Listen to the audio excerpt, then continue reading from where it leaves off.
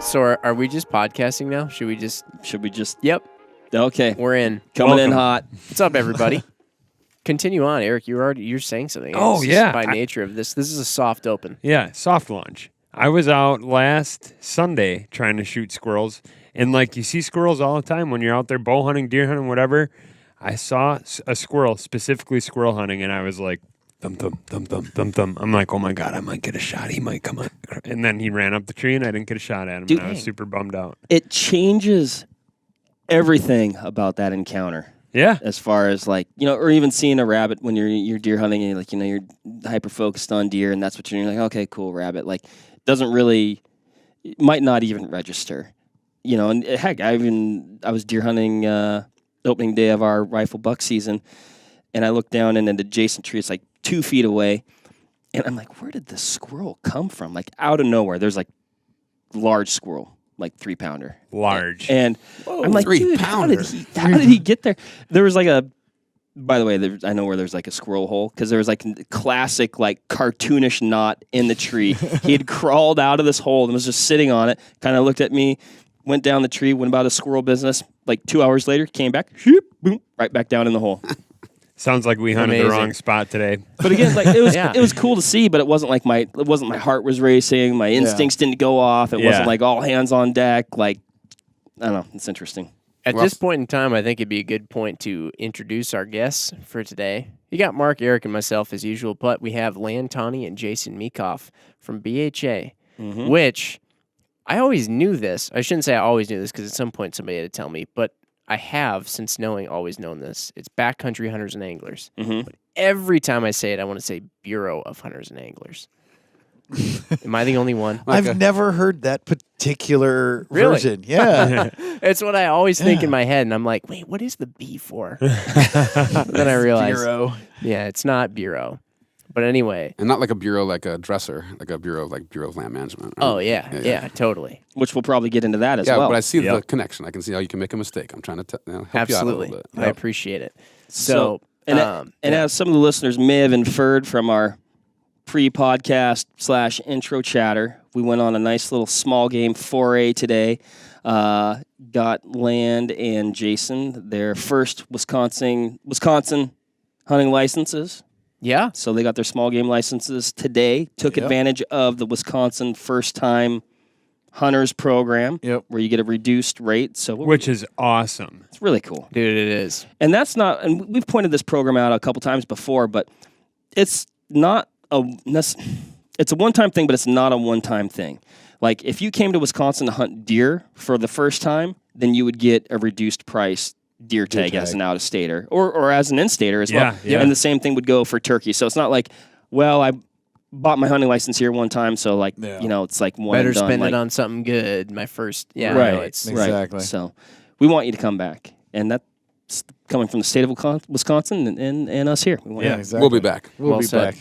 Well said. So, but what do you say we went on this small game hunt. We've got a BHA pint night. That's pretty cool. I think we'll probably get into some of those because this isn't the only BHA pint night. They happen fairly frequently. And but it'd be a good point now for those, believe it or not, maybe there is a listener or two out there who's not familiar with the BHA yet.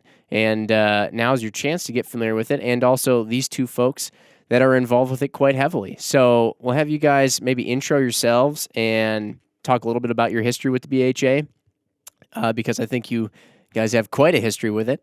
And then we'll dive into, because one of the things we wanted to talk about, it's something we've talked about around here at the office, and we kind of stumped ourselves, which is all these different kinds of public lands. There's many.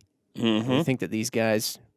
We're quite certain these guys know a lot about it. We'll get into it. Absolutely. Yeah. So, why don't you guys go for it? I don't know. We didn't do rock, paper, scissors or anything first, but who wants to go first? I would say Land, as he's my superior. Send it. Captain of the ship. I don't know if I like that intro from you. So I guess I would start back before I became part of BHA, is that they started around a campfire in 2003. They were in Oregon, and they looked at the kind of the playing field that was kind of all these sports organizations around the country, and whether that's Pheasants Forever doing awesome habitat work, Ducks Unlimited, the Elk Foundation, Mule Deer Foundation. Nobody was really focused on public lands and public waters, and so they're sitting around drinking a little whiskey around this fire, and they're like, we should start an organization. And so they started an organization, great folks, and for the first, I would say, 7 years after that, it was all volunteer driven. They garnered about 1,000 members. I was one of those early adopters, right? Saw what they were doing, and really, really good folks, but weren't necessarily like, they got to that 1,000 and kind of hit like a plateau. That was kind of like who I think their friend networks were, right, at that point. Mm-hmm. And so when I took over 6 years ago this May, so I can't believe how fast that is going. Yeah. We had 1,000 members and 2 part-time staff, one of which is still with us, Tim Brass, who does our state policy stuff, and then also is kind of our grassroots coordinator. And so we had 1,000 members, couple half-time staff, and just a handful of chapters. And really, when I came over, it was like this car had been built, and the idea of it was, like super awesome to me and super attractive. And so I took the leap of faith to an organization that really, there wasn't any guarantee, I will tell you. And so it was kind of scary, and young kids, and you got to make some money and make sure that, you provide for the fam. And came over, and really, man, I'm so glad that I did. I mean, it is absolutely, I've been doing stuff like this for almost 20 years now, and I'm having more fun now than I ever have, and it's the people that I'm around. And so whether that's good people like Jason that I get to work with, we just had a staff meeting, all staff meeting this last week, had 30 people there. So think about that in 6 years. It's very similar to kind of growth that's here at Vortex. We don't have 280, I think, employees, which is what I heard today, but we're growing. Yeah, absolutely. And so with that, staff to staff, what we have, our true power is the people on the ground. And so we have chapters now in 39 states. Iowa just came on. Iowa hardly has any public land at all, but they just came on as a chapter, and they're raising great money already, and they're growing like a weed. And so we have 39 states that are covered. Wisconsin is one of those, and then 2 Canadian provinces. And so these are, we go where people ask us to come. It's not like we're like, oh man, we should have a chapter in Iowa. Iowa started banging on our door and saying, we really want to be a chapter. And so we said, okay. So that's kind of the way we work, I think, Grassroots, which is basically staff's job is to try to elevate their voices and provide a megaphone for them. And then really, that's all the way from a local level, which Jason can talk about here in Wisconsin, out to Washington, D.C. But really we have kind of, I would say a couple of things, is that we want to make sure you have access to public lands and waters, and then the fish and wildlife habitat when you get there. We had great, what would you call it, rabbitat? Yeah, rabbitat. That could be a great T-shirt too. But we had great rabbitat today, right? And that's why we were out there hunting. And we wouldn't want to go to some place that was just totally mowed down, and there wasn't these brush piles where these rabbits are hanging out. Like we wouldn't have anything to jump on, right, and fall off of. So you want to have the habitat when you get there, and so that's kind of in general what we do. And then we basically do it into 3 different buckets. And the first one is access and opportunity, right? You got to have the opportunity and the access to be able to get there, or really, that's the number one reason why people either don't get involved in the first place because it's just too confusing, or they give it up because they have places that they can't hunt and fish anymore. So that's the first piece. I think within that bucket, there's the sale and transfer of public lands, which is an overarching issue that really would be the death nail for the things that we all care about. And so that's one that we focus on. I think we've done a pretty good job working with partners to push back on that to where that conversation is dying down. But I will tell you that conversation, has been around since Theodore Roosevelt helped set these lands aside and kind of our conservation legacy into motion, and it'll be around for years to come. But it's just, we've been able to awaken a sportsman's community and even larger, broader community than that push back pretty hard from that. So I think we're okay. One thing that may pass hopefully this week in Congress that has to do with access and opportunity is the Land and Water Conservation Fund. Mm-hmm. Right. And for those that don't know about that, it was passed in 1964. I think it passed 98-2 out of the Senate, which they don't really do things like that ever anymore. But it basically takes offshore oil royalties, you're doing much more development in the Gulf at that point, and then puts that back to conservation access stateside. And so all 50 states have received money from that. Almost every single county, I think it's 98% of the counties in this country. And so it doesn't just go for sportsman's access, it also helps build fishing access sites. It's good for swimming pools and like even some golf courses. Like it's trying to get people outside so they can enjoy the resources that we have. So that's kind of like our first bucket. And that's there's many other things that I can talk about within that bucket, but I'm trying to give you an example. The next one is wildlife habitat.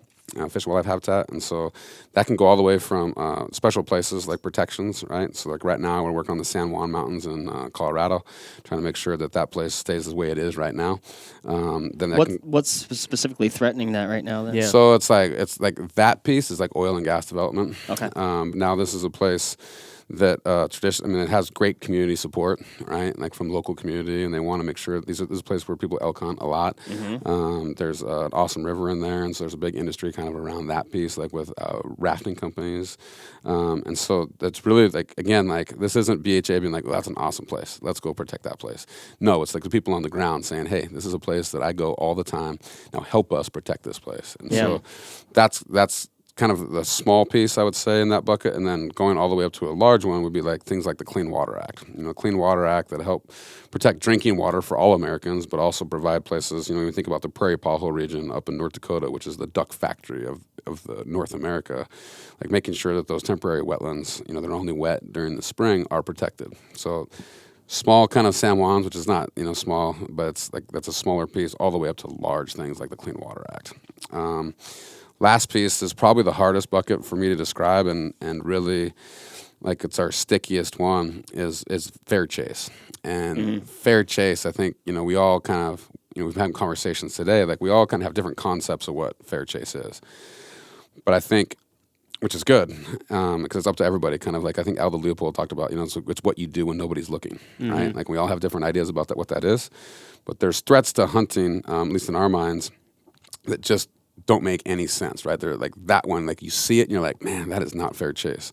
And one of those would be using drones for hunting and scouting, right? And so, you want to come to Montana and you call me up and like, hey, I'd really like to shoot a big bull elk. And I'm like, all right, I sent the drone up and I've got this bull, he's 6x7, he's a good looking bull, and I'll give you the exact GPS coordinates. I'll stay on him and like make sure that I can just guide you right to him. Oh, yeah. That does not sound like fair chase at all to me. It didn't sound like fair chase to our membership. And so we were able to ban, I think, drones for hunting and scouting in I think 19 states during the hunting season. There's that idea, and people are like, oh, they're a lot like airplanes. Well, no, airplanes you can hear coming from miles away, right? Yeah. Like a drone is pretty, non-invasive, and so it's hard to know when they're out there. And so that's been one. Then the other one I think would be that doesn't make much sense to me is really high fence shooting operations. Like that doesn't seem like it's very fair chase to me. It's like shooting fish in a barrel, and it doesn't necessarily matter how big that barrel is. They still have a fence that they're going to hit, and so it'd be like, those rabbits today. If we were able, like we were jumping on them on those big kind of brush piles, but we knew they'd hit a fence at some point, so we knew that they were kind of contained, right? Like, well, that to me, like, there's no opportunity for that animal to escape, and so that was one that we came out. So those are the three buckets, and I will tell you, we're growing like a weed. When we first started, we had 1,000 members. Now we have 30,000, and we had a pint night last night that 100 people or 75 people at it. We'll probably have 100 people tonight. We're starting a chapter in Oklahoma, in a place that I would have never thought, 6 years ago that we'd have a chapter. I was there a couple of weeks ago, and we had like 130 people there, and they're just fired up. And it's this idea that 640 million acres belongs to all of us, right? And it doesn't matter, who your parents are, how much money you made last year, who you're connected to. We all have equal footing there. And I think that's unique in the world, but I also think that is like more American than like apple pie, right? Like, I'm more of a huckleberry pie guy, so like, but like. It is delicious. It is very good. But like, I think public lands mean something to everybody. And whether you hunt, fish, backpack, kayak, whatever you do on public lands, they should mean something to you.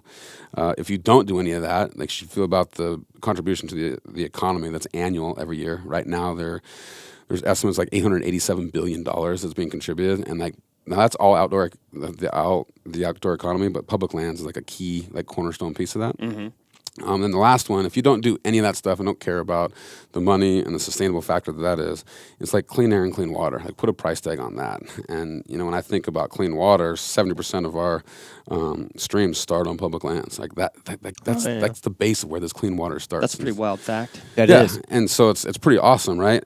But if we make sure that we maintain those places and, it's quality habitat and so it's good streams and that we don't sell them. I mean, could you imagine some other entity owning our water? And as water becomes more and more of a finite resource, we have a saying in Montana, whiskey's for drinking and water's for fighting. And I think that's going to be all across this country as it becomes more and more of a finite resource. So that's why I think you should care about public lands, and I think that's what we're going to talk about today. Dude, right on, man. Yeah. That was killer. Yeah. Yeah. Jason, how about we, it was perfect. Yeah, we didn't even need to guide you through it, man. You had that down pat. I said it a couple of times. I hope sometimes I feel like I'm running my mouth. So like if you do have more questions or if I'm talking too much, just tell me to. It was excellent. Awesome. That was excellent. All right.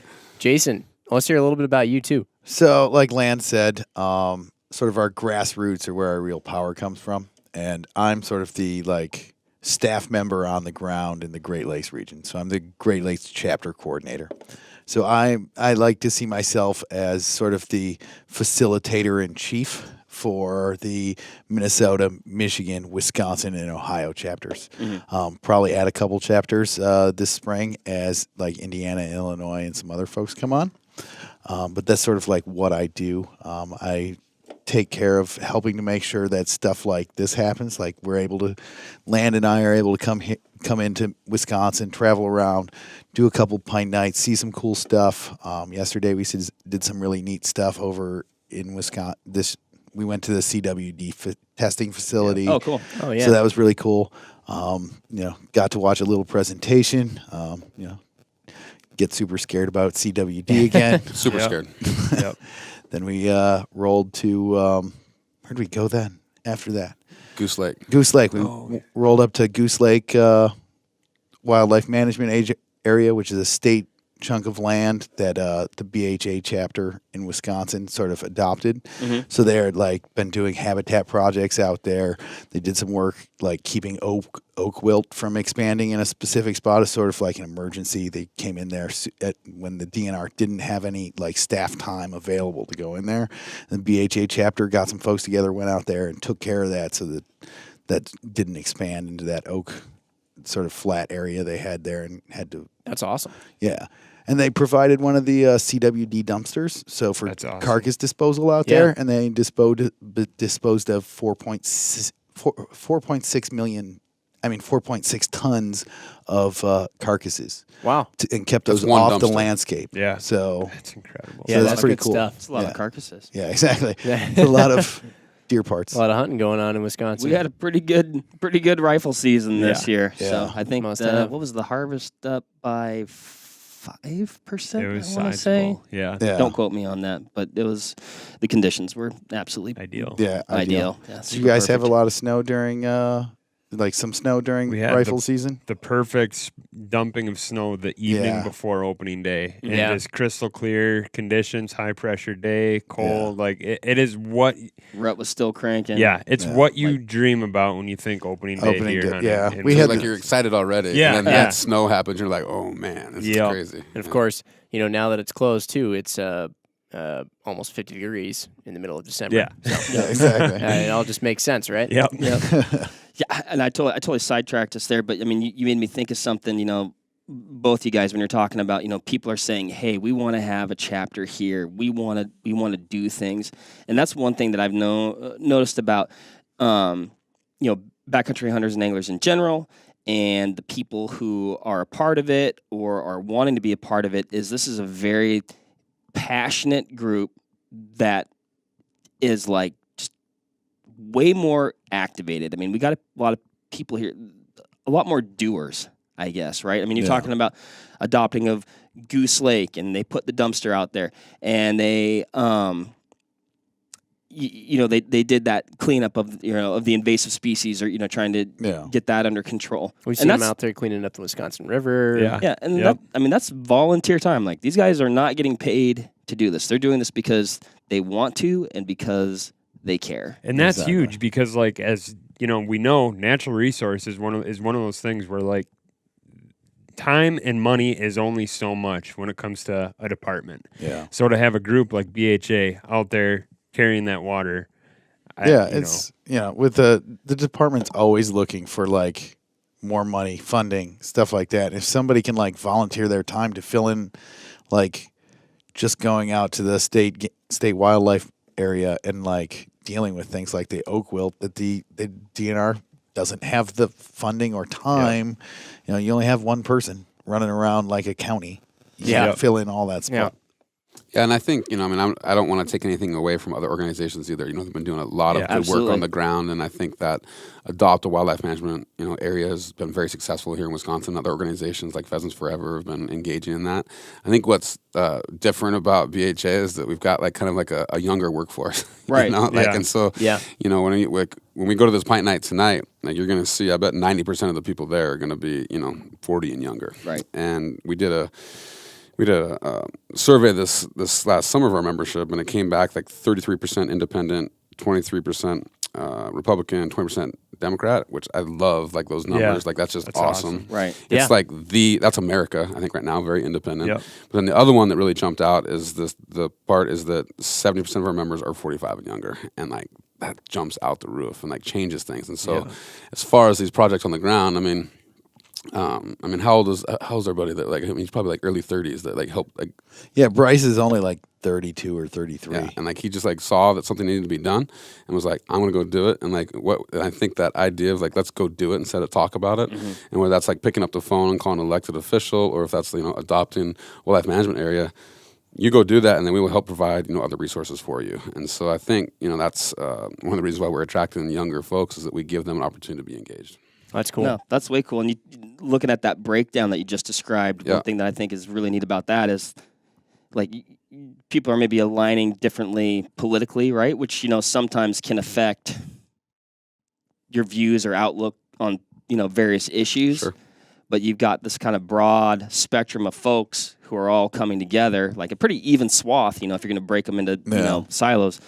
But they all are recognizing that, you know, these things are important and we can care about these things together. Yeah. It's the great unifier, you know, and I think we all see what's going on in the news, and, you know, like we hear things and we watch things on social media. Like our country is at pretty big odds right now. And I think this is one place where we can come together. And not that I'm not going to say that we're going to agree on everything there, but it's like this idea, again, go back to like that we all own 640 million acres. This is our birthright as an American.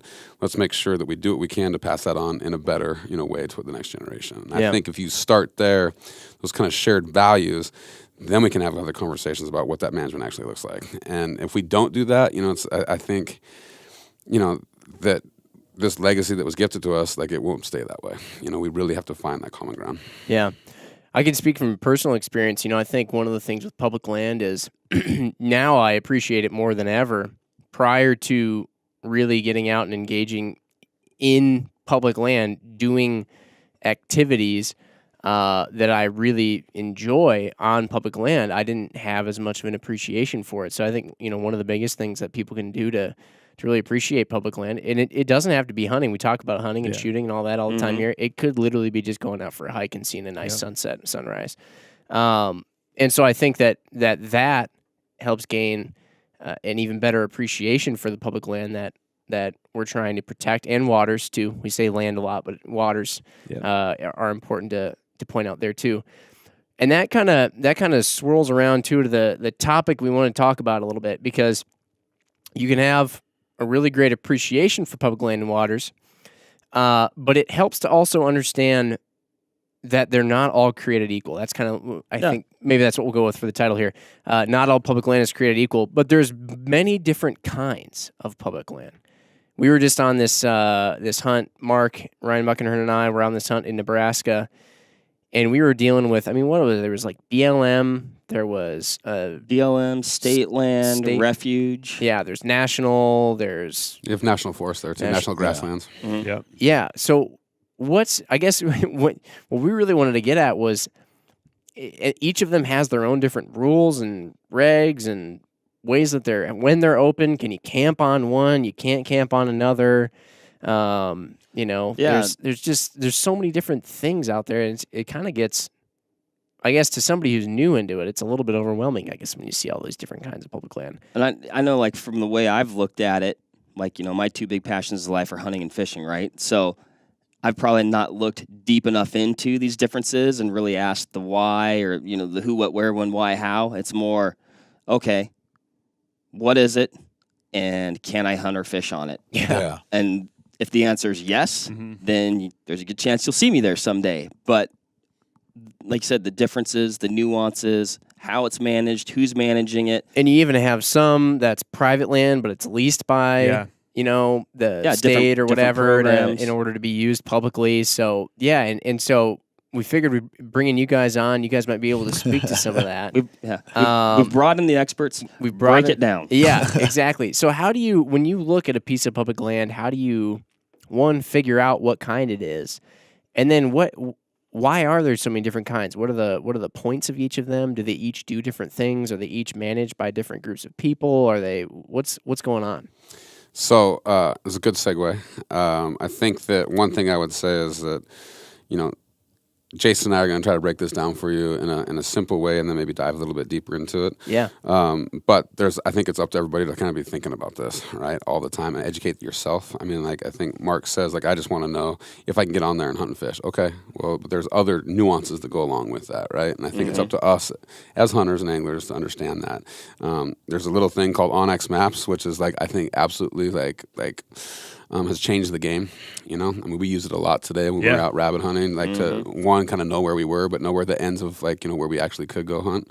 And so that I think that is a great way to just, and I guess it's a little plug for Onyx, but like is really knowing what that is. Well, I was going to I was going to interrupt there and say, like, I'd be curious to go back through any of our outdoor hunting related podcasts and see if there isn't one where we haven't somehow we don't work for Onyx. We don't. Swear. Yeah. But it's a tool, man, that is like, it's almost as important as like your shotgun or rifle, right? Like because it gets you. I mean, I'm finding places with that where I didn't know I had access to places, but now that like because I thought it was like, oh, that looks a little bit private over there, but there's like a little sneaky weasel way to get in there. Like these little sneaky weasel places, like that's where you get to get away from people, and sometimes where the best hunting and fishing is, right? Yeah, it's created like a whole new like leisure activity for me at home. Like my wife's like, what are you doing? Oh, I'm just onyxing. Totally. Yeah, exactly. Yeah, right. It's You're exercising? No, I'm onyxing. It's a both a verb and a noun. Right. Doing the phone crow. I tried coming up with like a new phrase where it's like if you stumble upon a new piece of public, you stumbled upon it on accident. Ooh, dude, you might try to pitch that to them. Get a little money from that. copyright. Yeah. MC Ryan, we're gonna make sure that we don't air this until that's that all is locked trademarked down. and I think you can verbally TM stuff. You're okay. fine. Perfect. Exactly. Verbal TM. Just All it's like a hashtag. Just say TM afterwards. Okay, and you cool. The got it. thing that's awesome about Onyx is that info is available. Like, they're getting that info from someplace, but like, do you really want to go to every county's GIS website? Like cadastral used to be the way you used to do it, right? Yeah, exactly. Like I use those because in some situations, like some counties have really good aerial photos. Like if I want to get really crazy, but like I don't want to go through every county's GIS information when it's just available on my phone through Onyx. It is crazy. And you talk about like a barrier. We're totally segueing, but like a barrier to entry. Like, where do I go? Right? Yeah. I mean. I've been hunting my whole life, and that's been like the big question mark. You find like maybe 2 or 3 spots that you like, and you know you can go there, and you might pass by like tons of country. You don't know what it is, or who owns it, or why, and you could have been driving by stuff for years that you could have been setting foot on that you didn't know about. Totally. But so big plug for Onyx. None of us work for them. They are a corporate partner, so I will say that. So I would say there's like kind of 3 managing agencies, or 3 like departments. So you have the Department of Agriculture, right? You have Department of Interior, and then you have Department of Defense. Okay. So Department of Agriculture is where the Forest Service, U.S. Forest Service, is housed, and then you have the and you have Department of Interior. Now, Department of Interior, you have Bureau of Land Management land, which we all talk about as like BLM land. Right? That's also where national parks are under. And then you also have U.S. Fish and Wildlife Service, like refuges underneath that. Like, so there's those 3 underneath there. And then the Department of Defense, there's DOD lands that are, whether you know it or not, are open to hunting, like a lot of them. Like the White Sands Missile Range. Yeah, and like Army Corps stuff. Yep. Okay. So that's under like the Department of Defense. And so those are kind of like the 3 big overarching agencies. U.S. Forest Service lands, Majority of those are in the West. There is some, I think there's a 1.1 million acre national forest in North Carolina that is absolutely awesome. I've not recreated there, but a lot of our members do, and they talk about it. Like, Yeah. and think about 1.1 million acres in North Carolina. Yeah, and here you have the Squaminon Yep. up north of here. Michigan has a bunch too. So So that's how you say it. Chiquamagan. Squamigan. Yeah. Yeah. There's elk up there. Yeah. God, when I was driving Yep. around today and we're seeing all these signs, like I'm like, I can't pronounce any of It's these weird. names. Oh, I'm just yeah. not going to. 'Cause Yeah. I'm just going to butcher them. Yep. It's interesting. Ashwaubenon, Yeah. Pewaukee, like Yeah. I just still say McWanago. Yeah. Milwaukee still. Milwaukee. Milwaukee. I'm always like mostly like I'm from Michigan. We have Sheboygan. Yep. You guys have Sheboygan. I just think you spell it wrong. So you have Forest Service, the U.S. Forest Service lands are really managed for multiple use. And so within that multiple use, that means grazing, that means oil and gas development, that means timber harvest, that means hunting, that means fishing, that means mushroom picking, like all of the above. And, you know, one of the big things I think that comes out on people that don't like our federally managed public lands is that like we the people don't have a voice in how these things are actually managed. And are there some decisions that are made out in Washington, D.C.? Yes, there definitely are. But the majority of those decisions are made on the ground. And so you have like ranger districts, right? Like that are they're in charge of a certain part of the forest. They do travel management plans, they do resource management plans. And throughout that process, we the people have an opportunity to be engaged. Okay. And so like I'll give you an example back home in Montana in a place called the Bitterroot National Forest. There was a travel management plan going on, and so there's snowmobilers that want something. There is horse folks that want something. There are mountain bikers that want something. There are hunters that want something. Not that I want to make sure that those aren't all separate groups either. There's a lot of crossover within all Right. of those. yeah. But so you look at that plan, and you know, is it at the end of the day, everybody gets to provide input, right? Now, does any one of those groups get exactly what they want? No. And I actually think that's a good thing because if everybody, let's say it's the mountain bikers get to go have mountain bike trails like everywhere. They've shown that mountain bikes have a pretty big impact on like moving elk, like elk security, right? They act a lot like a car. And so elk move within a mile of kind of this disturbance that is happening from these mountain bikes. So just take that as a case. Well, you know, if the mountain bikers got everything they wanted, then, you know, us hunters would not get what we wanted at all. And so what they do is they have this really hard job. Like our federal managers have this really hard job to really try to balance those uses, you know, and it's a hard thing, and nobody's going to ever get exactly what they want, so they might not be happy. But does it provide a path forward? I think absolutely yes. And so within that case, you know, we didn't get exactly everything we wanted in the Bitterroot National Forest kind of travel management plan, but did we get some of the stuff we wanted? Absolutely. And I think other groups got, you know, some of what they wanted, and that's really, you know, something for people to think about as compromise has kind of become this like dirty word, right? Like, oh, you compromised, you know, and that means that you kowtowed to somebody else or like you didn't stand up for everything. Well, like compromise is a part of everyday life, you know? And like if I didn't compromise my wife, like I wouldn't be married, you know? If I took you guys out for a beer and said, you're going to drink Guinness and that is it. Like maybe we could all agree on Guinness, but like, Yeah, I'd be fun. but like, you know, Bad if I'm- example. Right, Bad right, example. okay. Yeah, sorry. but you- How about like a really sweet girly cider? some hard cider, whatever it is. But like if I made you drink that, like we're not going to be friends for very long, right? And so there's compromise with all those things, and I think that's something people need to keep in mind. And just to reiterate too, which one is this that we're talking about specifically? It was U.S. Forest Service. lands. U.S. Forest Service Yep. lands. Okay, and how would one get like to be a part of those conversations? You were saying, you know, so Public they know that input. they're public input. Like, Yeah. where would you be at if you were doing that? So there's so that's partly what we try to do at BHA, right? Is our members on the ground are like, hey, this is going on at this level. We have a habitat watch program, like so you have people that are just like they have their forest that they really care about, right? And so when something like this comes up, then they let us know about that, and they let the rest of our members know about it, and then we work on kind of what our comments are going to be. So that's like a written comment. Now they'll also have places where you can give oral testimony. And you don't have to be part of an organization. You can be just an average citizen. Walk in there, give testimony on what you think should happen on that forest. Then that goes through a process where basically they come up with like a draft plan. After that draft plan, you get to comment on it again, and and they have a final plan, and that's when they implement it. So there's time, and that's simplification, but I think that you have opportunities to be engaged. And so if you're a member of BHA, you can not only help us craft our own comments, it'll be like official from BHA, but then we will provide the email for the folks that you can provide your own comments, right? And we will let you know what we're talking about, so that can maybe help guide you. But it's up to you. At the end of the day, like I think we were talking earlier, like if you're not using your voice, then you're not part of the solution, right? And so I think another way to say that is either at the table or you're on the menu, right? And so you have to be at the table there, and stop bitching if you're not at the table. Yeah. So that's the way you would get engaged. And I think that actually system, it feels pretty democratic to me. Yeah. And there's so many ways to get involved. Like, they want that feedback. Those organizations, they are literally relying on your feedback. So if you're a hunter, hiker, whatever, outdoor recreation enthusiast, and you're unhappy with something, you have a voice. And if you just get involved in that, you can start to make a difference. I think that's hugely important to stress, that people can get involved in that process rather than just be disgruntled on the sidelines. They can get in there and start making. Yeah, and go to your local national forest headquarters.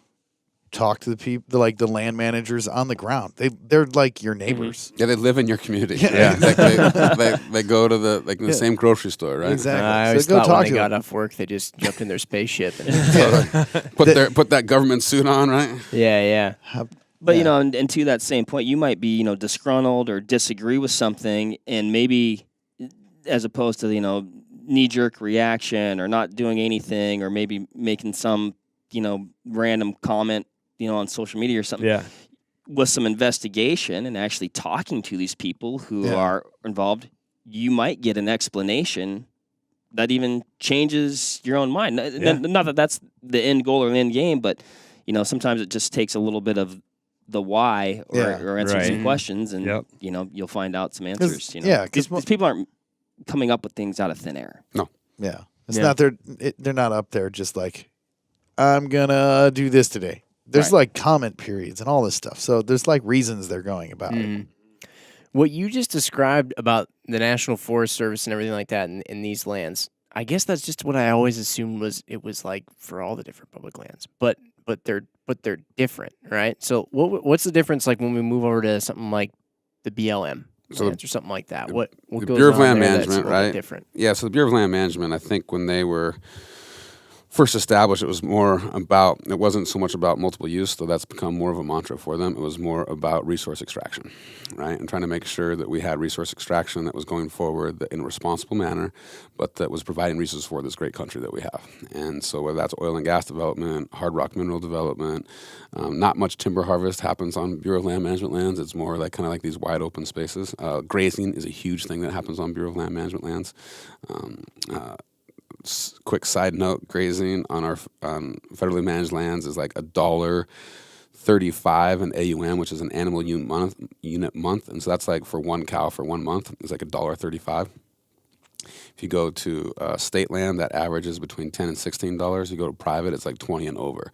So when you think about that deal that these folks are getting on the ground, that helps make their operations whole, right? And so if they didn't have the opportunity to graze, at that price, they probably wouldn't have the opportunities that they wouldn't be able to keep their ranch working.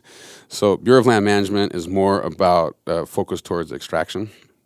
That said, like the Department of Interior, also houses, and I'll step back. So the Bureau of Land Management does have resource management plans and travel management plans, just like the U.S. Forest Service. So it's places for you to engage, just like you did over there. So it's the same, pretty much similar process. Then under the Interior, you also have a national park system, and our national park system is very, it's got some nuances within it as well. But really our national parks are more about protecting these awesome places like Yellowstone National Park, Right. like Glacier National Park, right? Like these are these iconic places that we decided a long time ago that we were like, man, we want to save that. And so that's what our national parks are, services.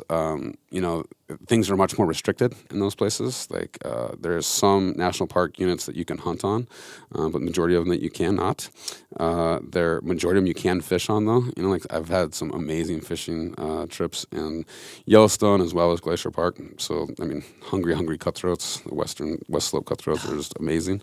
You throw some belly lint at them and they will eat it. So Not that I've done that, So but tenacious. they are very tenacious. A They lot don't of that see must people very be often. like the hunting part of that. A lot of that must be, of course, just because there's like tourists in these places a lot. So are they trying to just eliminate an errant shot from striking a minivan? Or is that what's going on? I or think is Yellowstone was established in the first place because this was like the last bastion of buffalo that was like left in the United States, and so they wanted to protect this place not only for that, but like for some of the features that you have there, like Old Faithful and some of the other hot spots and like there.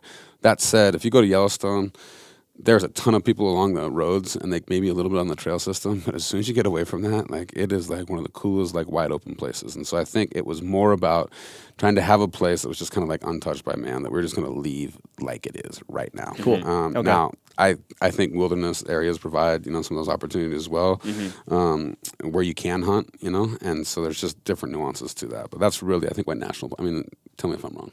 No, that's exactly right. One thing that's interesting, like BLM land, there's not a lot of it like east of the Mississippi. One thing, like I was thinking about some stuff, and like you were saying, you can't camp, like dispersed camp in Wisconsin, right? And you said you can camp on the islands on the river. The reason that is, a lot of those islands are BLM land. Yep. So it's federal land. It is under federal management, and therefore the state can't say, no, you can't camp here. That's one of the differences when you get to like state land and federal land, right? Yeah. So state land in the east, especially Wisconsin, Michigan, where I'm from, Minnesota. Minnesota's a little bit different.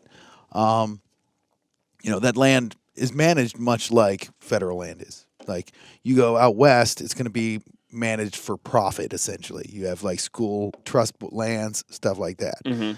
Out here, it's not like that. It's managed. It's like the state holds those lands in trust for the citizens of the state. It does make it far easier to sell off than it is for like federal land.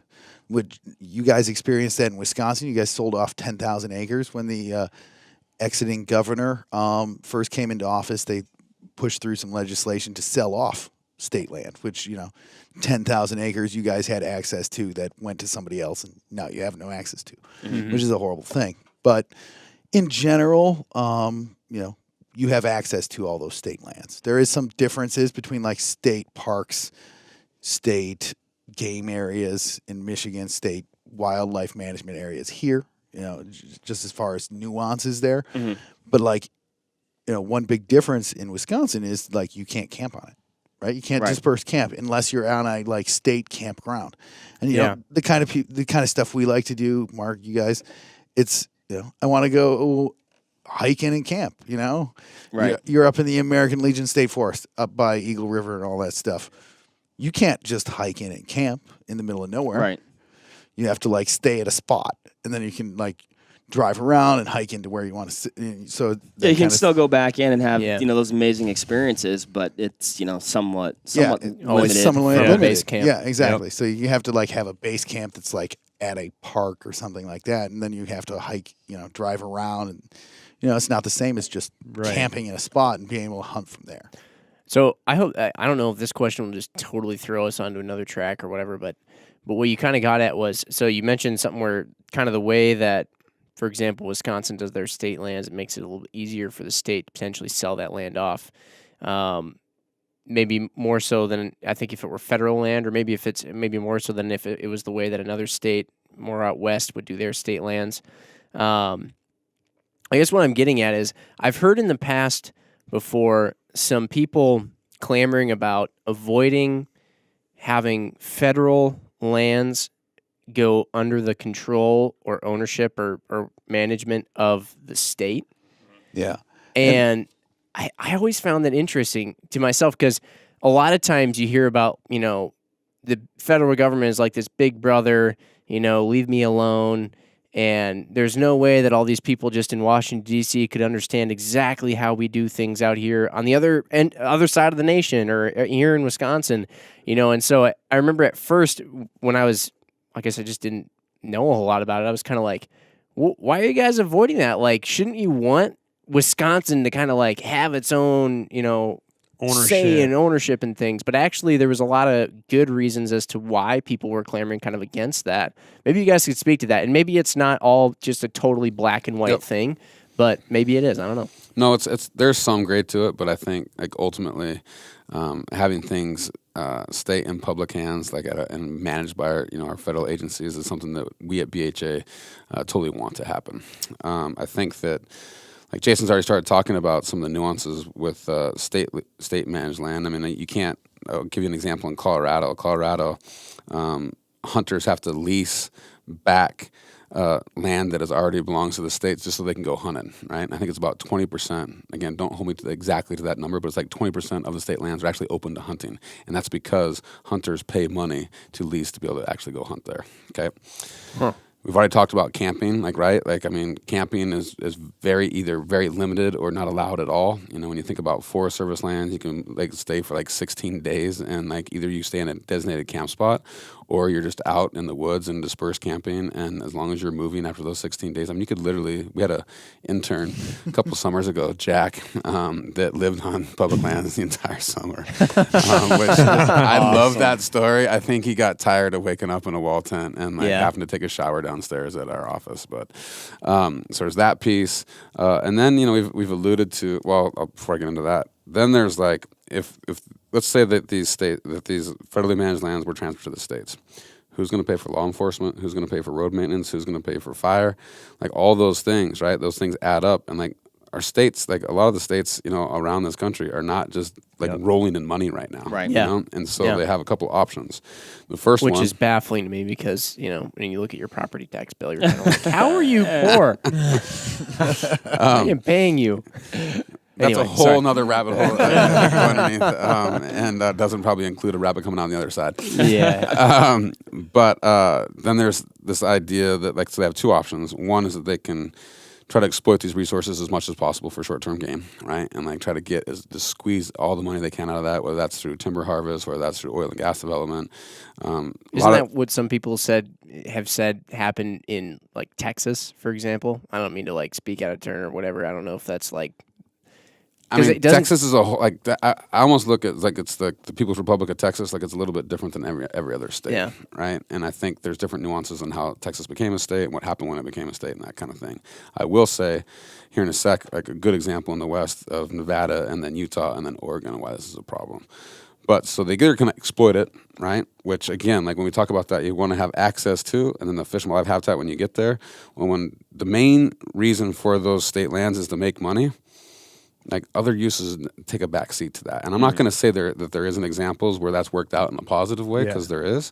But and really, if you look at it on a bigger level, that's just, we're going to lose out every single time.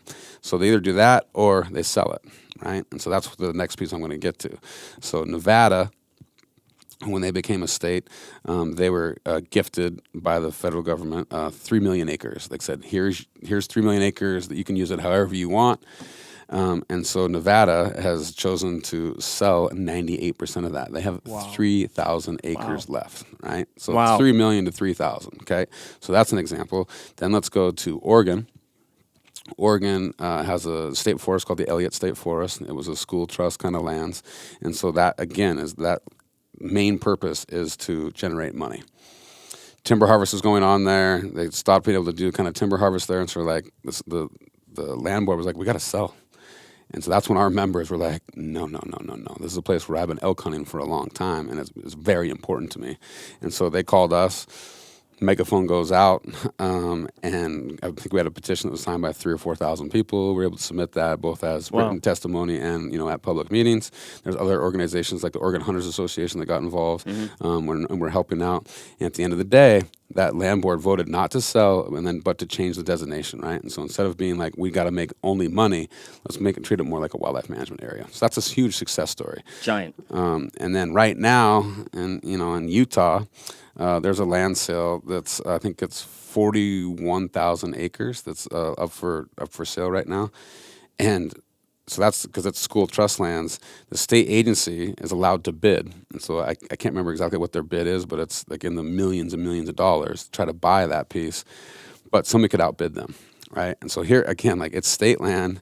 You have a state fish and game agency is like, man, that's pretty important mule deer habitat. Yeah. We would like to keep that in, you know, in the public's hands, but somebody could outbid that, right? And so, I mean, there's many other examples besides that, but the states, like again, I think we were on a wildlife management area, and those are much different. You know, if it was all transferred and said they were all going to be wildlife management areas, that's a discussion that I would actually entertain, right? Because that is for wildlife habitat first, like, and recreation first, and so like that to me, we make sure that we have it. Now, again, like if they stay within federal management, then that's up to multiple use, and then all those things are on the same playing field, which, you know, actually is probably a better way to manage. So I think the states have proven, really, I mean, again, like when you talk about Wisconsin, like when states get in trouble, what are they going to do? They're going to start looking ways to make money, and how are they going to do that? And it's like either selling or exploiting. Yeah. Well, and part of that, like state and federal, they operate under different rules. Like they have a different playbook, right? Absolutely. Like, can you touch on that a little bit? Like maybe why things are more at risk under maybe a state, you know, management versus a federal? I mean, and you probably, I think you did already, Yeah. but Reiterate, and then I got a point that I want to make after like that. I can touch on stuff like states generally have a requirement to balance the budget every year. Right. So you get in a hole one year, what you going to do? How are you going to make money? Right. Why did Wisconsin sell 10,000 acres over 3 years? We need some money. What are we going to do? You know, and there's weird things in the East like that end up a little bit different when it comes to like federal land. Like say Michigan had a land cap. Okay. You transfer the 3 million acres in Michigan to the state, that would have to be sold in 9 months. Because they had a Because you land can't have any cap. more. Because they can't have any more land. than No they net own. gain. No They net have gain. no of, net like, gain. public So land. the state by law can only own so many acres, right? So if they were to have that land, the federal land within the borders transferred to the state, They would have to they would have to sell it. sell it. Yeah, it's like 3 million acres of land. So is that a federal law or a state That's law? a state that'd law. be a state law. Yeah, That's And huge. the point, there had to have been a reason behind that. Like who it was knows? Maybe because some they were people. trying to. It was a recent law. It's because certain politicians don't like public lands. They're like, we don't want the state to own more lands. They want more private land. Yeah, Right. they figure. Have they they ever wanna been prevent- outside? Yeah, exactly. But that's partly, but like I think Mark, that's like a good question. Like, so why do they not want it? And I think it's partly so they can either have it for themselves, right, and they don't have Okay. to share it, right? Like think about if like the Homestead Act was again today. I mean, you could go find those places like in our favorite public lands right now and say, stake my claim, and I got my whatever it is, 140, whatever, 160 acres, whatever that was. That would be awesome in some ways, but then there's also a lot of spots that I'm like, I can't be everywhere at once. Somebody else is going to stake a spot that I'll never get back. But I think that part of that is like keeping it for yourself. Yeah. And then the other piece is that when it's private land, there's less of a process on how that land is going to be managed, and so that if it's private, then the exploitation becomes much easier, right? And so I think that's why they want it. Now, we were chatting earlier today, kind of about, I guess you could almost say, like kind of a caveat to this overall philosophy of transferring, federal lands or selling off like state lands. selling and off stuff. state lands. That's what it was. Yeah. And I thought, on the surface, I'd be like, no, you can't do it. But kind of within this, whatever, microcosm of this scenario, like it actually provides more access and opportunity by selling, which seems counterintuitive, but you're selling public land to create better access and opportunity. Maybe touch on that a little bit. Yeah, and I can touch on like the state version, and then Land can touch on like FLIPFA and stuff. Yeah. So, like one example of that is like Michigan. Michigan sells surplus lands like every year, and I always get emails and stuff like that from people, and like it becomes a very nuanced discusussion, right? Because in Michigan, those are labeled as surplus lands, and they're generally tax reverted lands. So you'll end up with like 3 2-acre plots in a subdivision, right? And the state sells them because why do they need 3 2-acre lots in a subdivision? Or they're like landlocked chunks of land that like 40 acres here, 50 acres there, 100 acres there, which would be awesome if the state could provide access for those. But they've tried for years. They can't get an easement from anyone. So there's no recourse left. It's okay. We just have to sell them. But like in Michigan, you have a Michigan constitutionally protected fund that those dollars go into, and those dollars are then used to procure more land. So we have more access around the state rather than having these chunks of land that really don't provide access at all. So it's like a really nuanced discussion trying to explain to people that yes, we're selling land, but in this particular situation, it's probably actually a good thing. Right, because that land or the funding from that land sale is actually, it doesn't go into the general fund. It doesn't disappear. It's actually set aside to purchase new land, public lands, or maybe land adjacent to an existing piece or something like that people can get to. Exactly. So. And that's it's the same way at a federal level. So it's FLTFA, which is a mouthful. It's the Federal Land Transfer Facilitation Act. That sounds like bad, and so when we, it was interesting this last spring, we were able to work with Congress and other partners to get that permanently reauthorized out in Congress, and so that we could continue to use that program. We started talking about that in a positive way, and our membership was like, what are you doing? Yeah. And I think part of that was our fault for not educating them on what that was, but it does exactly the same thing. And so in particular, when you look at checkerboarded land, where you have private and public, and it's kind of like this nightmare not only to access it, but also to manage that. Think about if you're a public land manager and you're trying to manage something in a big block, it's really tough when you have all these different places that you can't get into very easily, let's say, right? And so the same idea is providing access or thinking about habitat corridors and stuff, and that's the way that you sell a piece of federally managed public land that isn't maybe as important, but that money stays there. And that's the most important part of this discussion, because if it did go into the general fund, we would never, ever see that again. Right. And so to me, that is, a good program. That's why we, made sure that it got permanently reauthorized, and I think our membership knows more about that now. One thing I would say... how is FLTFA not intuitive? I still don't know what... FLTFA? FLTFA. So like foot Federal, fungus? Fila, like the shoes, Jim. I can show you that in a minute. I'm just kidding. I've got plenty. The Federal Land Transfer Facilitation Act, which again, if I tried to say that five times fast, I could not do it. Gotcha. But so that's been a good program. But I think one thing that we kind of we've broken down to the weeds on some stuff here.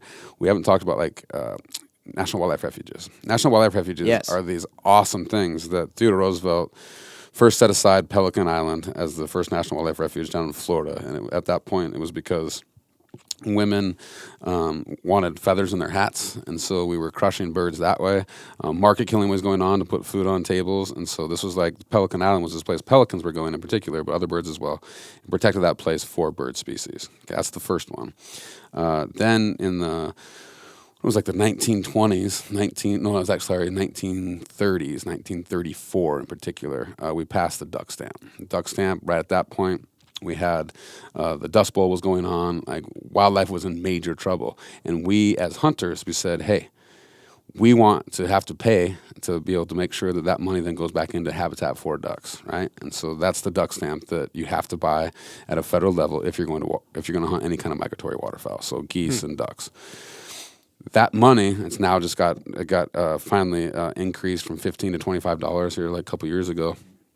That $25 then goes into the management and purchasing of national wildlife refuges all over this country. And so duck hunters in particular have helped perpetuate this awesomeness all over this country. And those national wildlife refuges, the one thing that's really different about them is they have management plans, what do they call them?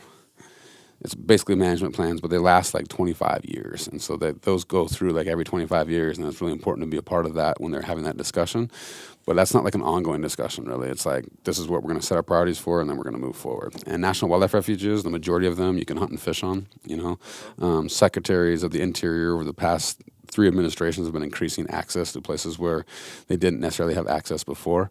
But national wildlife refuges, are these gems, and whether that's, I'll give you two examples in Montana. There's the Lee Metcalf National Wildlife Refuge, which is south of Missoula in the Bitterroot Valley, and it's surrounded by like development. Right, there's a golf course that's right next to it. Actually, there was a grizzly bear for the first time there, like just a couple of weeks ago, that they trapped out of there. Yeah. Whole long discussion, but so rad that like grizzly bears are coming back into the Bitterroot. But that's a small refuge that provides, opportunities, very limited, like duck hunting opportunities. It's you have to like draw, for like different blinds and sign up like the opening day. It's like if you get blind, whatever it is, 6, like that's the awesome blind. Everybody wants that blind, and after that, it's kind of like, oh, we'll go down there. But after like opening day, it's a little bit easier. But you still have to like show up early in the morning and go figure that out, and that happens on refuges all over the place. So there's that piece. Then there's the CMR, the Charles M. National Wildlife Refuge. Like so, CMR after the painter. That's in central Montana. It's 1.1 million acres. And that is like wide open, camp where you want to go and go out and explore. And so that's the difference of kind of like national wildlife refuges all the way from like a small one that's like a more of a city one to one that's like 1.1 million acres. Can I ask like a quick, this is like an offshoot that hopefully will take like not long. So for those listening out there, let's say they're discussing with somebody not as familiar with hunting or public lands or things about this, and you bring up wildlife refuges, originally set up, for example, like Pelican Islands, trying to protect the birds there. Yep. Now hunting is allowed, on these places, right? So for somebody who's not as familiar with this, they might say, well, I don't get it. You set up a refuge to protect animals, and yet people can go in and kill them there. How do you help bolster somebody's argument back to that? Help them, like what ammo do you give somebody who's in the middle of that argument, who's kind of on the side for trying to advocate for hunting in these areas? So I think the first thing that I would say in that is that like hunting is not unregulated. It's very regulated, and there's these state agencies and federal agencies that make sure that we're not taking too many of these species to where they get in trouble, right? And there's things like the Endangered Species, Act that actually, there's recourse if species are in trouble. Which is, I can't believe I haven't said those 3 words because I could take us down like a long other place. Another podcast. But I think probably a really good one. the point of this is that there is regulations in place to make sure that these animals are going to be okay. Second piece of that I would say is that we, through the duck stamp, like on National Wildlife Refuges, are paying for the management, right? You take that leg of the stool out of this, and where's that money going to come from? Good point. And so I think that that's a huge piece. And then to me, I think, and this is like more of a philosophical view, but being part of that landscape versus observers, I think is a really important piece, And I think that, kids these days, sometimes they think that their food comes from the grocery store. Like that fish that they buy, they actually think that fish is just like there at the grocery store. It's wrapped in cellophane and that just shows up. They have no idea where it comes from. Whereas you get out there and you're hunting, which is, again, this gets into philosophy a little bit, but like you are part of that landscape and you're taking these animals, you know exactly where they came from.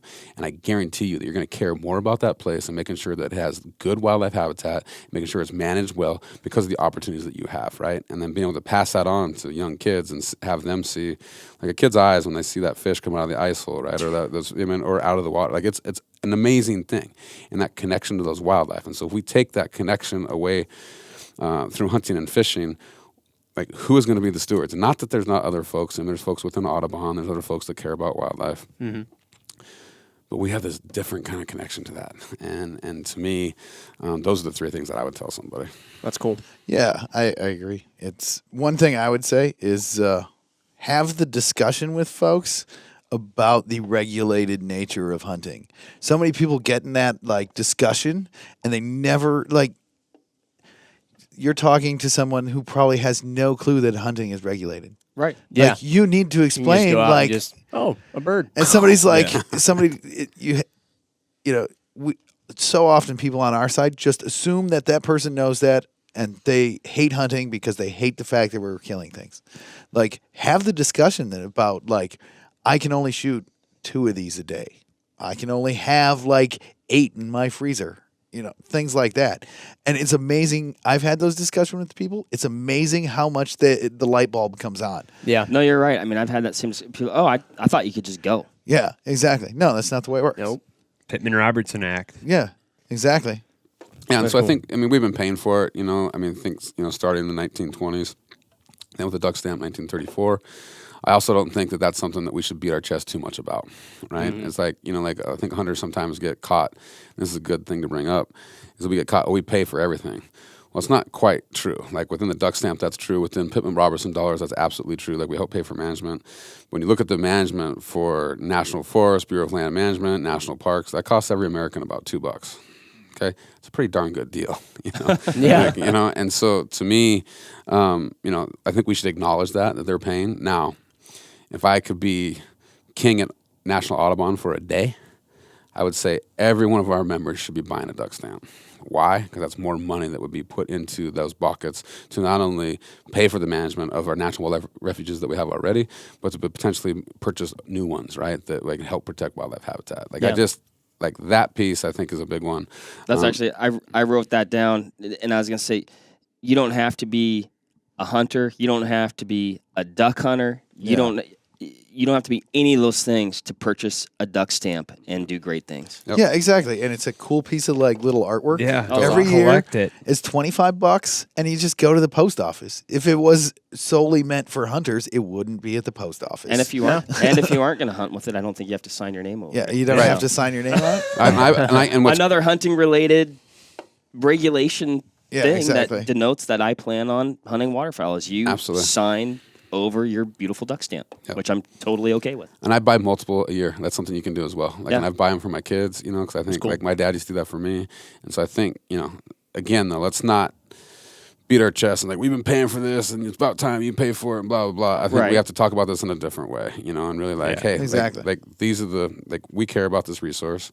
This resource needs more funding, and maybe we should be thinking about other ways to do that. And like, what would you think about contributing to that? Well, it's And I like if you care, then here's a way to do it. absolutely. Yeah, exactly. So yeah, and so I think and then we haven't talked about also within the Bureau of, or under the Secretary of Interior, the Department of Interior, is like national monuments, and that's one that's been in the press as of late. I think there's a lot of misconceptions about national monuments. I think there's been some cases where a national monument is turned into a national park. One of that would be Grand Canyon, that Roosevelt helped set aside, and so when it became a national park, that hunting has not been allowed there. Totally get it. That's definitely there. But then I also take the Upper Missouri Breaks National Monument, which is in Montana, which is probably the best place to hunt bighorn sheep, mule deer, and elk in the state, right? That's the Missouri Breaks. Like, it's an awesome place. You can hunt and fish up there. Like, that's always been the mantra of that place. When you think, and so these national monuments, they more of like keep it the same, and then they just stop resource extraction, right? So you have national parks, there's like no extraction, no hunting. You have national monuments, which I would say a step lower than that. It says hunting, fishing, existing, like kind of things that are going on, but not resource extraction. Okay. So a lot of people, like I think that you've probably heard that, these national monuments are locking people out. They're not locking people out. The only people that are locking out are people that really want to exploit those resources. Okay. So then would you say, so it almost goes like you have your national parks, which is just sort of untouchable, so to speak. You've got your national monuments, which then allows the hunting and the recreating and things like that. And then you've got your BLM under there, which is sort of like you can extract resources. You can kind of, it's kind of anything goes in some regards. In some regards, Simplified. I mean, that's simplified. And then Super like you look simplified. at like national forest, right? We haven't talked about, so you have national forest, then you have wilderness areas, like within national forest. Oh, yeah. You have roadless areas, which are in national forest, and you have wilderness study areas, which is our national forest. All those have different kind of management regimes to them. Yeah, you could do like an entire podcast just on wilderness like designation and like whether it's a study area, what's going on with the study area, all that kind of stuff. Okay. And I will Wow. say, I think sometimes BHA gets a bad rap that all you care about is wilderness, like in these like big, wide open places. I will say absolutely, like the Bob Marshall is one of my favorite places in the entire world back in Montana. I've hunted and fished there my entire life, and over, my dead body, you're going to do stuff to that place, right? But there's also, like we were out there today, and we were having this conversation. It's like, when we were out there hunting rabbits today, we were never farther probably than a half a mile or a mile from a road. Yep. As we're walking along, like I'm focused on like trying to figure out where that rabbit's going to come out, what I'm going to do when I see that rabbit, and my brain is there. And so these places, the way I'd rather look at backcountry, and this is the way backcountry hunters and anglers thinks, is it's more like a state of mind when you're out there. And these public lands provide you these places to disappear from this like crazy world that we're in right now. And so they provide you with adventure, challenge, solitude, and solace, right? That idea, like it's making you whole and getting away from these machines that we have that we're connected to all the time. And so I think it's more of a state of mind than it is like a certain amount of acreage or a certain designation. Now, again, do we like pieces of each one of those things that we're talking about? Absolutely. But it's not just about like these big wide open wilderness areas. Yeah. So Yeah, I had to turn back and head back to the truck because I had a chest freezer arriving at my house. And as soon as I turned around and we started going back down that kind of like grassy 2-track or whatever we were on, I looked over and I realized that we were pretty darn close to a road. I mean, not like right next to it, but it wasn't that far away, you know? And then I was like, oh, man. But yeah, I didn't even realize it. Kind of lost yourself. Didn't even realize it until I got out of the hunting mode. But, yeah, exactly. It's interesting. I mean, you lose yourself a little bit, and you find yourself a little bit. Absolutely. And lose track of time. Look, like, oh my gosh, it's like, Yeah, exactly. you gotta go, man. It's wild. You talk about just getting away, and people call it disconnecting. I'd probably say more accurately connecting. Absolutely. Yeah. Absolutely. And it's just, man, it is so vastly important, I think, for everybody. And if you're a person that maybe hasn't been getting outside and kind of setting foot on some of these places and exploring them, they do exist. They're at your fingertips, and go use them, because the more people use them, the better. I mean, I think, like, I would also say it's a place for us to fail. Like, we failed 3 times today. Yeah. Right? I mean, and like, okay, what do you do with failure? Well, you keep going, right? And I think that's, a thing. And like, I remember, like, I was hunting with my son this year. So my son's 7 now, my daughter's 10. So I try to, on the weekends, split them up, right? And take one of them out one day and one the other. And so I go out on Saturday with my son, and we go to the spot where I know some ducks are at. We're going to go jump ducks. We're going along. I see some ducks down there. I come out. I'm 20 yards one way, and so I wasn't right where I was supposed to be. Ducks flush. I still try to make this long-distance golden BB shot. Miss. Son doesn't say anything. We keep going, go another spot. This time I know exactly where they are. I get in there and I flat out miss like 3 times. Like, right? Like, I mean, I'll admit, like, sometimes I make amazing shots. Sometimes I flub up the easy layups, right? So we're walking back to the truck, and he's like, Dad, aren't you supposed to shoot those, like, and actually hit them? And I was like, yeah. And so what I think is cool about that is, like, he gets to see his dad fail and, like, keep going, right? And so while I'm not telling him anything while I'm out there, like, I mean, he gets to see his dad be a little bit vulnerable, right? And, like, we're looked at as these iconic things as fathers or whatever. And, like, for him to see me kind of not do it perfectly, but then just keep going and trying, I think is a really good one. Yeah. The next Sunday, I'm out with my daughter. We go in the morning, different spot, place where grizzly bears are in the morning. Pretty rad. Like, we have to wear bear spray. This is a small side story, but the little dog, my little black lab, hits her like it's pitch black out. She screams like this blood-curdling scream, like, "Oh my God, it's a grizzly bear!" It wasn't a bear. We go set up on this little duck hole. Only a couple birds fly by. Nothing really happens, and then we're out and we're walking kind of this grassy spot.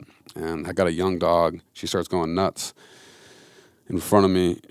I tell she's on a bird. Bird gets up. It's beautiful. Bird goes down. Dog retrieves. It brings back to me. That all comes together, right? And so, like, she gets to see it all come. Like, she will never forget that. And on our way home that day, she goes, "Dad, we really haven't had like a daddy-daughter date in a long time. Can we do this more often?" And it's like, I'm like cool. Melted, right? And so it's like success and failure. They get to see it all. And that to me really is at the heart of what these public lands are. And like, every single person that's listening to this podcast can have those exact same experiences that I just did. In the weekend, they can fail and they succeed right in front of their kids, and I think that's pretty cool. That is super cool, man. MC Ryan, what are we at? I want to make sure that we. We're good. We're still doing good. All right. So I had a couple other questions I want to bring up regarding these different public land types. One that you brought up earlier, you're talking about Oregon, and they had these school trust areas. Yep. Now, you said that the purpose of that public land is essentially to make money. For schools. For schools, Yep. right. Yeah. So Good thing. Yeah, good thing, right? Now, when they were trying to, at one point, sell it off, but then that didn't go through, you said they changed essentially what that public Designation land, was. the designation. How did that suddenly fix it? And what did they change it to again? And how did that changed, fix the situation? Simplified, like it changed from like school trust lands to a wildlife management area. And so school trust lands, like the main purpose is making money for those schools. Yeah. wildlife management areas like that. Their main purpose is for providing opportunities for the public, but also fish and wildlife habitat for these species, right? So there's like less pressure on the area to generate funds, and Absolutely. and more like just not even less pressure, like no pressure. okay. So, and I think a really cool thing about that is one thing that I didn't even know is that there's flexibility to do something like that. Like this was designated this right now, which I guess in some ways, I could argue it both ways in different scenarios, right? Yeah. But the fact that they thought it was better suited to be used, in application B versus what it was initially designated. And that wasn't like, again, remember, they were going to, like, when that first got in front of them, they were ready to vote 3-0 to make sure that these lands were sold. Mm-hmm. Then, not in a vacuum, like, people pushed back very, very hard, and they were like, put that finger to the wind, and said, well, this is not going to be good for us if we vote this way, because the people are pretty mad about it. So the people made that happen, and ultimately they voted 3-0. Now, they have to go find that money someplace else. Right. Right? And so that's a decision that they, as politicians, and why we elect them is to make these hard decisions, right? And so I don't know how they're going to go figure out that hole now. They have to go figure that out.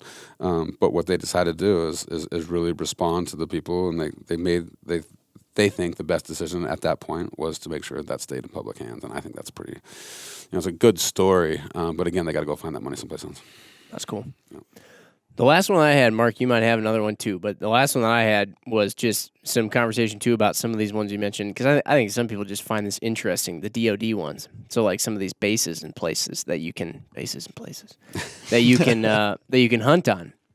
That one, I think a lot of people don't know, or it's kind of intimidating because it's kind of like, am I going to get hunted while I'm So a lot of times that's creating like a buffer area around like an actual base where actually activity is going on, like military activity.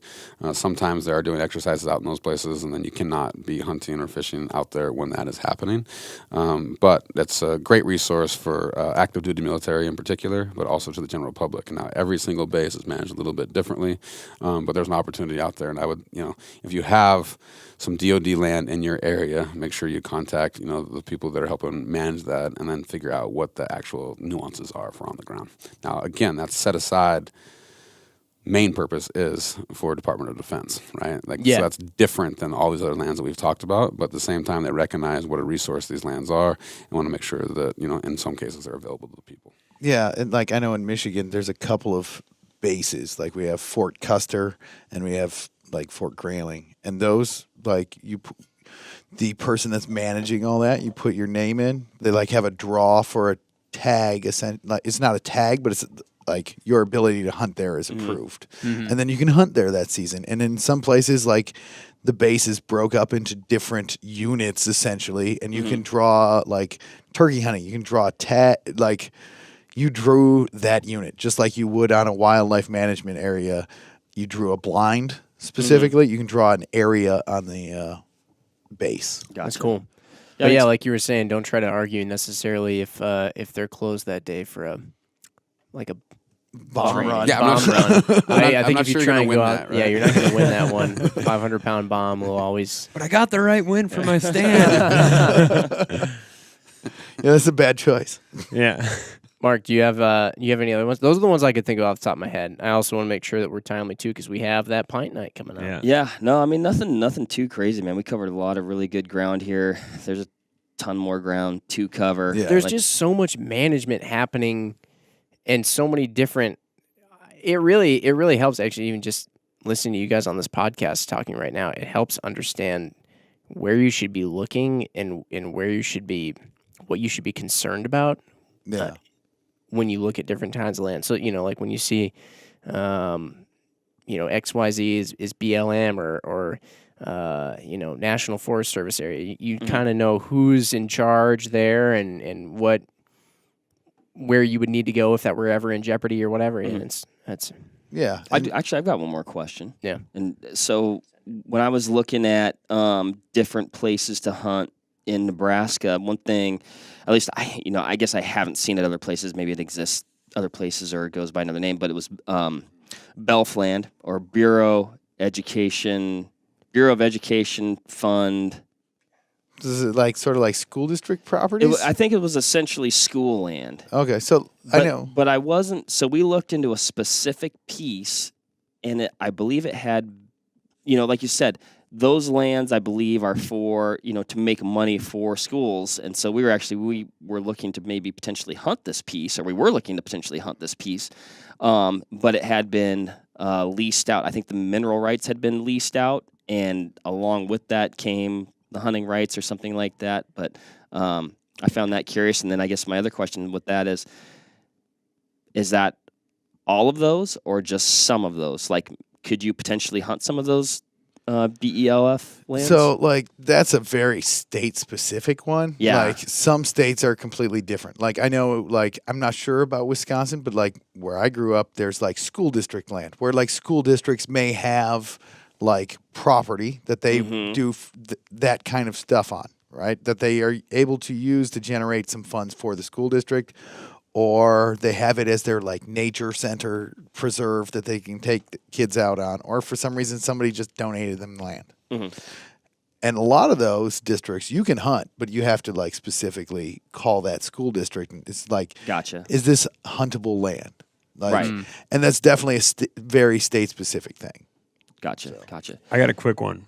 Bureau Education Land Fund. I think that's what it was. Nice, love it. Brought it back.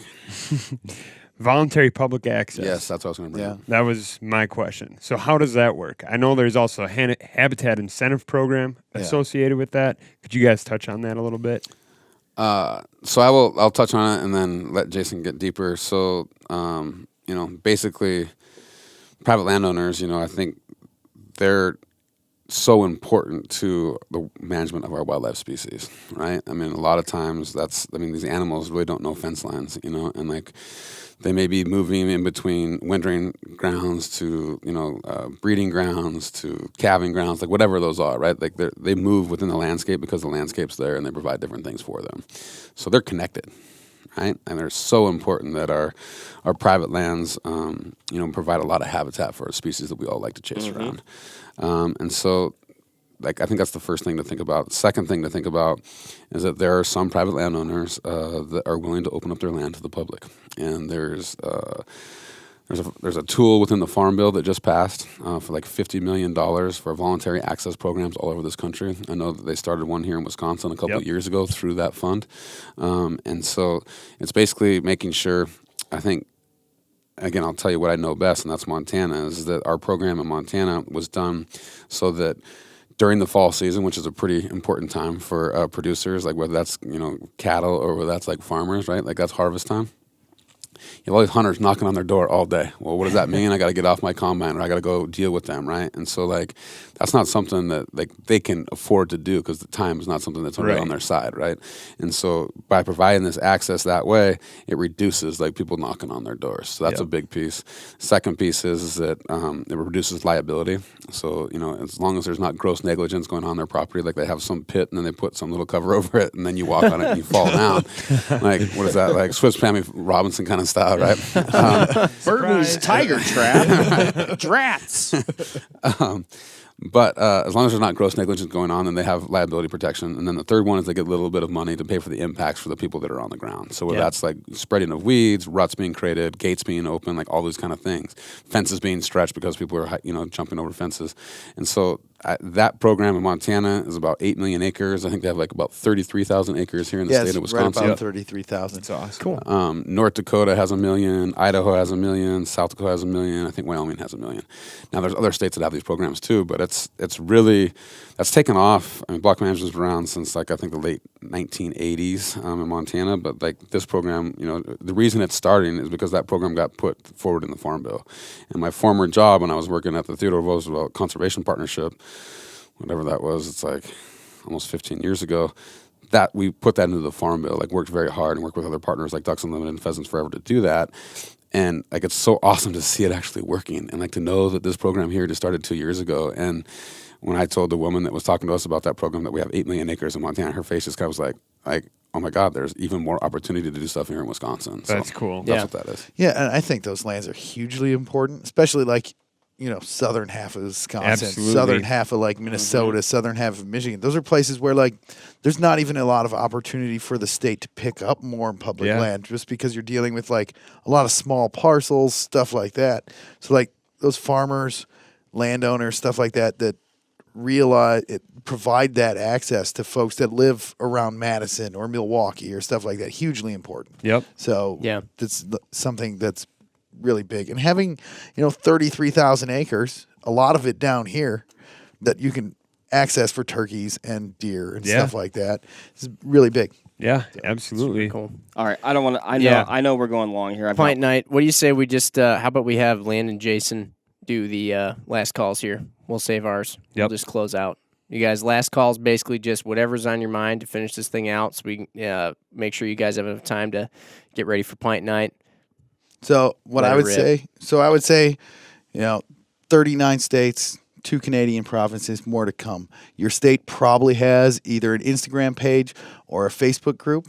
It's a good way to get in touch with other groups in your, like other people in your states. You can email your state's name at backcountryhunters.org to get a hold of folks in your organization. You can go to the website, which is backcountryhunters.org, and reach out to different places through there, and you can join. I highly recommend join. It's the best $25 I think you can spend a year. Perfect. Damn.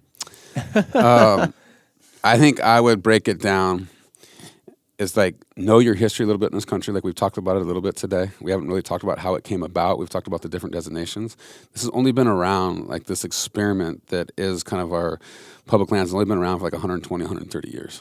And so that's a blip in history, right? And it's like this thing, again, that's unique in the world. Now, we know the big names like Theodore Roosevelt, Aldo Leopold right here in this state that help kind of help us carry on or start this legacy. But like now it's our time to carry on that legacy and pass it on to the next generation. And if we do not do that, shame on us, right? And so I think the thing I would want to leave with people is like your voice doesn't count unless you use it. You have to use your voice. And again, you probably aren't going to get everything you want all the time, which is definitely true. But being in the game is super important. And the only way that we're going to make sure that this goes on into the future and it continues to be this awesome thing that it is, where we all live like kings, is to stay engaged. So whether that's with BHA, which Mr. Meekhof did a great job pitching that. Yeah. Whether it's with BHA or it's somebody else, or maybe it's nobody else, and you're just picking up the phone and calling people. Like, I mean, that last thing we talked about with the Farm Bill, that did not happen by accident, right? Like, people were calling and making sure that was in there. So your voice does count, but only if you use it. There you have it. Mark, close us out. I did the last couple. Man, no. Number one, appreciate you guys coming out. Awesome Thank you day. for the opportunity. Glad we got thanks. to Loved it. Yeah, got to enjoy our public lands today. Guys, if you enjoyed this podcast, have questions, want to hear more about public lands or any other topic, I know I left this with about 3 more questions, 19 more last calls as per usual. But, man, email us, make a comment, whatever. Let us know. Let us know what you like. Let us know what you don't like. If you don't like it, just tell Jimmy because I get my feelings hurt. And we'll see you on the next one. Find a Pint night near you. Bam. From the BHA. Thank All you right. guys so much. Thanks. Thank you. Loved it. Bye, everybody. Bye. All right, that'll wrap it up for this episode of the Vortex Nation podcast. Thanks, everybody, for listening. Hit that subscribe button so you can always stay up to date on the latest happenings over here at the Vortex Nation podcast. You can also follow us on Instagram at Vortex Nation Podcast. Again, everybody, thanks, and happy hunting and shooting. We appreciate it. Have a good one.